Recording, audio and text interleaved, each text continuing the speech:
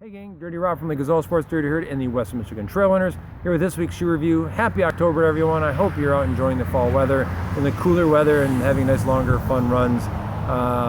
Man, but it got cool quick and the light days are getting shorter on here in Michigan. So if you don't have your headlamp ready, you better get it ready quick, gang. Last night's run, we did not have a lot of time before it got dark on us. So get those headlamps, out, get the batteries changed and get ready to go for a fantastic fall of beautiful running. But enough stalling, because that's what I'm doing. Today's report leaves me super conflicted. The shoe's been on our wall for months, maybe now, I don't even know. I've used it several times for several different things, and I think as a trail running shoe, it misses its mark, but it has some really, really good uses. And if you've watched any of my shoe reviews, you know I do not like to go negative. I don't. But this shoe, I kind of have to, but it's going to be buffered with a lot of positivity because the shoe has a fantastic use. I just don't think trail running is one of them, even though it is marketed in a lot of places as a trail running shoe. I'm talking about the Adidas Terrex Boost today. So you can go online, go to Google, go to Bing, go to wherever and search for this shoe, and you're going to find 30 different places that carry it, and half are going to say it's a hiking shoe and half are going to say it's a trail running shoe. I personally fall squarely, significantly on the hiking side. I would not run in this shoe. Now that being said, if you were to say, hey Rob, let's go for a fast pack. We're going to jump on our cars, drive to the trail Friday night, we're going to hike into the woods, we're going to camp overnight Saturday, we're going to chill out, we're going to trail run, we're going to camp Saturday and then hike back to the cars on Sunday. I might consider the shoe because it would be a fantastic shoe to hike in, even with a slightly, moderately low, lightweight pack on, and I could survive the run in it. And I wouldn't want to take two pairs of shoes for that type of adventure when obviously weight is of significance. But the majority of the time, I walk out of my house, I drive to the trailhead, I go for a run, and I drive home. And I can honestly say that I can't think of a situation here in Michigan where I would choose this shoe over everything else on the market to do that in. It has some things working against it for that application. Let's talk about the specs of the shoe, and you can either write in and say that I'm a total idiot, or I kind of have a clue what's going on. Because I know as soon as I say all this, someone's going to put in the comments like, I've been running a shoe for 6 months, that's awesome, and you're an idiot. That's fine. I am an idiot. But I just wouldn't run this shoe. I'm sorry, Adidas. I love your brand. I love what you guys do. I've used your shoes for years. I look forward to using them again in the future. I just wouldn't run in the shoe. I wouldn't. Enough about it. My opinion. Let's talk about the shoe. Tongue and the collar of the shoe have an EVA padding on it that is fairly stiff.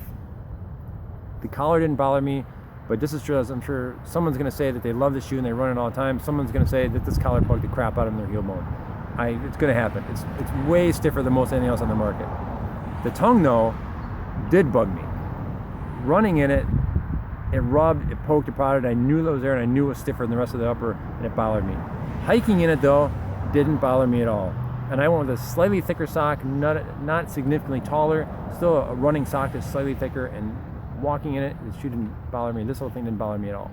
So there you go. The laces, easy pull laces, obviously. Love them. Not quite as good as Solomon, better than Hoka. I think that pretty much sums it up, right? They've got this cool little bungee system here to keep it locked down.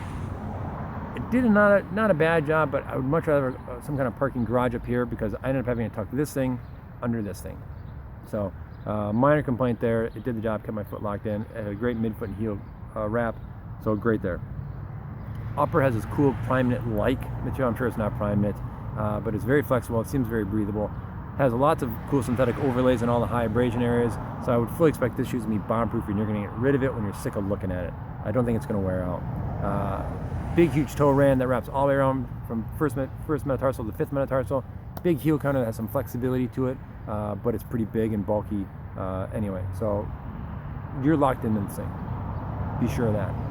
The midsole is Boost with some EVA. Lots of Boost. You feel it all the way through the midfoot and the heel. It's great. Also has some Pro Modere, they call it, which is this black piece back here. And if you look at it, it's a little more extended down towards the arch on the medial side than it is the lateral side. So that's where you get your pronation support. When they call a shoe a light stability shoe or a stability shoe for pronation control, that's what it is. Personally speaking, it felt like a 990 from New Balance to me, which was great to hike and walk in, not great to run in. Running when you're midfoot striking, this just adds weight and bulk. just does. But I said hiking in it felt super stable, super controlled, and didn't notice the weight so much, or I didn't mind the weight so much, I should say, when you want a little more protection, a little more guidance. So, great. And then the outsole, Continental rubber, big, huge, giant lugs. If you've ever worn Adidas shoes, you know the Continental rubber is tire rubber, and it just doesn't go anywhere, man. Like I said, you'll get rid of this shoe when you're sick of looking at it before this thing wears down. But, again, that all adds a lot of weight. The Pro Moderator, the giant Continental bottom, all the EVA up here in the tongue, in the collar, the giant toe ran, the heel counter. They say it weighs 11.5 ounces for a size 9, which is roughly Cascadia territory. I can tell you that my big boy size in this shoe weighs well over 15 ounces, which is more than the Cascadia. And this shoe just feels like a hiking shoe. It doesn't feel like a running shoe. I can't say it enough, and I hate to do it. Adidas, please don't hate me. I'm so sorry. But I wouldn't run in this shoe. I wouldn't. I would hike in it. I would use it as a great everyday shoe. But there are a lot of other shoes that are more cushioned, that are lighter weight, and more flexible, a little stiff there, than this shoe. I'm sorry. Let the comments flow. Send me the hate mail, whatever you want. I'm sorry. Can't do it. Hiking in a minute. Would love this shoe. It'd be the first choice of anything I have at home that I hike in right now. Winter walking, trail walking, whatever. This would be first choice, guaranteed. But it's way down the list of something to run in for how I run here in Michigan. It says we don't have mountains, we don't have that kind of terrain. I can certainly imagine the conditions out west in rockier, nastier terrain where you'd want a big, bulky, protective shoe, depending on who you are. I don't live there. I don't run those conditions. This shoe is just, it's too much for trail running in Michigan. I'm sorry, Adidas.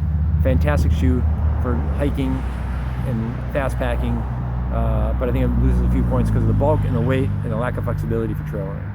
So there you have it. Fantastic shoe at $160. It's a little pricey to run in, but you apply it to, and again, hiking category, it's a great deal. So Terrex Boost, it's a great shoe.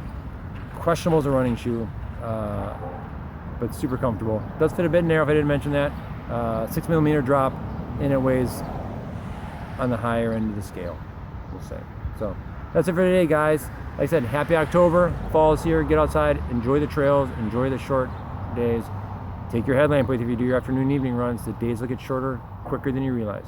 So that's it. I'm Dirty Rob. I'm out. Take care.